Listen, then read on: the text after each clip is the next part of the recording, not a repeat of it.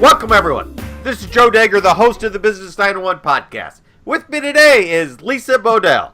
She is an award-winning author and CEO of FutureThink. As a futurist and expert on the topic of change, she serves as a global council member of the World Economic Forum and has helped thousands of senior leaders ignite innovation at Bloomberg, Pfizer, Lockheed Martin, and many others. Her new book is Why Simple Wins. There is that idea all the way back from Covey, starting out to make things a list and getting things done and all that stuff. But why do we make things complex to begin with? Let's just start at the beginning, right? Well, all right, so here's the irony for me, and I'd love to know what you think and the listeners think.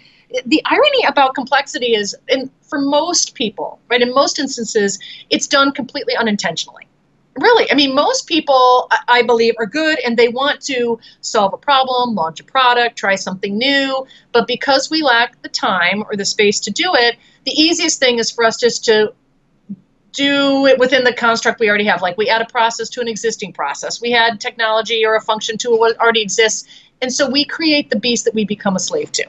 So it's really unintentional. But complexity comes from a lot of things. It's regulation, and you can't avoid that. It's scale, and that's where organizational complexity comes in. It's technology, right? Someone asked me recently, has technology helped us or hurt us? And the answer is yes, for sure. And I would say the final thing and biggest thing that causes complexity, though, is human behavior. It really comes down to risk, fear, power, and control. And that drives all the reasons why we put these complex things like more reports, more meetings, more emails in place. And if we can get a better handle on the behavioral complexities, I think we can get rid of some of these individual and organizational complexities. Well, you sort of put the responsibility on leadership, okay? You even challenge the golden rule, okay? Yeah, I did. What did you think of that, the golden rule? I thought that was great. Could you tell the audience and maybe expand on that just a little? Yeah, thank you for bringing that up. So the golden rule is something that came up, believe it or not, near the very end of writing this book. And we wrote that leadership chapter last because we wanted to explore all the tools and practicalities and things we could do. And what we realized was, individuals can do lots of little tactical things. But until the leaders really change the behavior, right, and make simplification their new operating system, make it a culture, and okay the behavioral change, it won't stick. So leaders have to have a golden rule of do unto others with your time how you want them to use your time. Because think about this. Why do we get so mad, right, when people waste our money? Why don't we get the same level of upset when people waste our time, right? We can't get it back.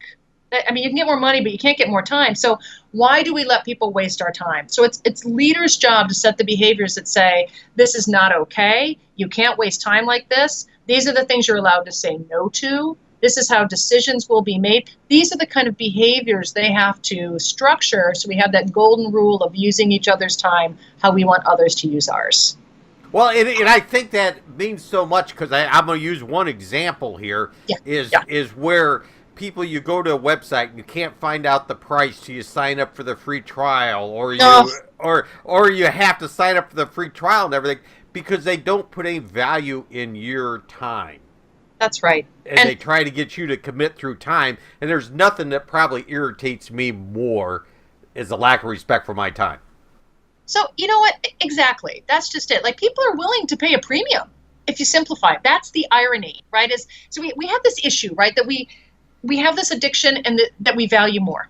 We truly value more, not less. No one gets rewarded in a company for managing less people, less products, less markets, less anything. And we put our metrics in place for how we promote people for doing more. And unfortunately, that creates our value is about the more we do. And if we do less, we won't be valued. We'll be fired. So we have to fix this irony, right, in terms of less. But also, too, about our time, it's how do we actually get people comfortable with doing less things and using our time differently? That comes from the leadership perspective. And that was one of my favorite chapters in the book, by the way. Can we make simplification a 2017 initiative? I mean, can a leader get away with putting something like that in the forefront, or just does it have to grow organically? No, the answer is yes, they absolutely can, and they should. There are many, many companies right now that have simplification. They purposefully made simplification a strategic pillar of their company. In fact, some have replaced the word innovation as a strategic pillar and replaced it with simplification. There are companies like P&G, GE, Altria, Merck.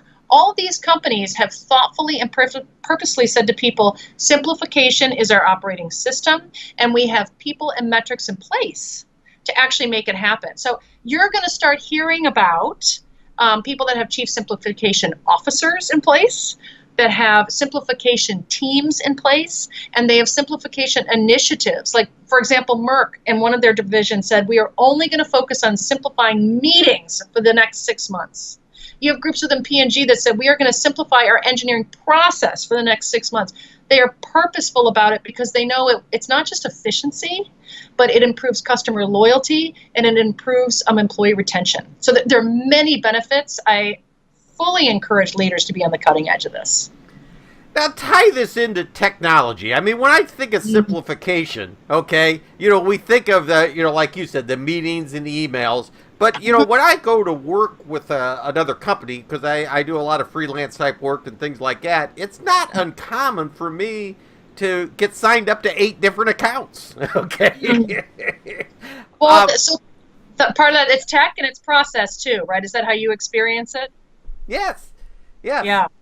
Well, I mean, for the listeners here, one of it is analyzing the process, right? I think that's a definite part of it. And I think part of the problem with simplification is breaking it down into parts. We tend to look at problems in terms of they're too big, and breaking it down into parts can get people to be able to tackle things and their assumptions, you know this very well, around each of those parts so we can challenge them and we can change them.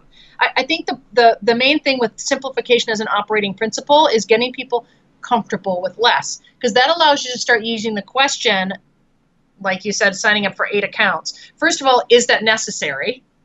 And if the answer is no, why are you doing it? If the answer is yes, then we can figure out how to either minimize it, right? We can streamline it. We can outsource it. We can make it clearer. There are different ways that we can tackle it once we find out, is it even necessary in the first place? So once we actually define, is it necessary and valuable, then there's ways that we can tackle it from a simplification standpoint. Okay, well, because I've even seen an industry built out of organizing the communication tools, right? Sure. Like Slack and different things. Okay. Yeah, I mean, that's what's interesting about Slack, and it's, I'm interested to see where that goes too, which is now we have so many different ways that we can communicate. It's almost like with marketing too, and social media. People feel like, why be on one platform when you can be on 80 of them? Right? Same thing with marketing. Why do it one way when you can do it 80 ways? And I think what we have to get comfortable with, which is what are the most valuable ways to do it, right? Get comfortable with less versus more so we can spend our time in better ways. So one thing on time management, I would say a lot of people are looking to manage their time better. I'm more focused on what's the work you should be spending your time on in the first place. Lean is an idea that you're not lean unless you're visual. And how much does visual thinking, visual things play into simplification? I think a lot. The reason I like when you talk about this with lean or design thinking, for example, when you visualize something, people are better able to understand it, right? Because I think we've become very numb to jargon and words, and we almost don't even pay attention to it anymore. So if you help people draw out a process, it gets them to think differently, right? It ignites different parts of their brain. And it allows them to break things down into parts, I think, more easily as well. So we love to have people actually draw the process out, right? Rather than just explain the process or write it down. So I think the visualization part can play a huge, huge role in simplification. Yeah, let me talk about the book here a little bit. We've stayed off of that. We're just talking about simplification. We could probably talk hours about that. But okay. What is upcoming for you, and what's the best way for someone to get a hold of you? So 2 things that are upcoming. One is we just launched the toolkit that goes separately with the book. FYI, it's also on Amazon. But I really believe in the practicality, and I want to give people the tools so they can get the toolkit that comes with the book. That just launched, so we're excited about that. And then the next thing is we're launching our course that goes with it. So people sometimes, they're not self-starters. They want to have that kickstart. So we're launching these half-day, full-day programs that actually ignite the tools in the book so then people can take them back to their teams, and that'll roll out next year. You can please contact me. I am at Lisa Bodell on Twitter. Our website is futurethink.com. And you can contact me email-wise at innovate@futurethink.com. And that'll get to me, and I'm happy to answer questions all day long about simplification. I'm passionate about it. Enjoyed the book tremendously. Like I've said earlier, it's one of the better books on simplification I've read. So I congratulate you on that. Huge compliment, really huge compliment, because I know your background, and if I can please some folks like this, like yourself and others on this podcast, I feel like that's a personal win. So thank you very much. Well, this podcast will be available in the Business 901 iTunes Store and the Business 901 blog site. So I would like to thank everyone for listening, and thank you, Lisa. Thank you very much.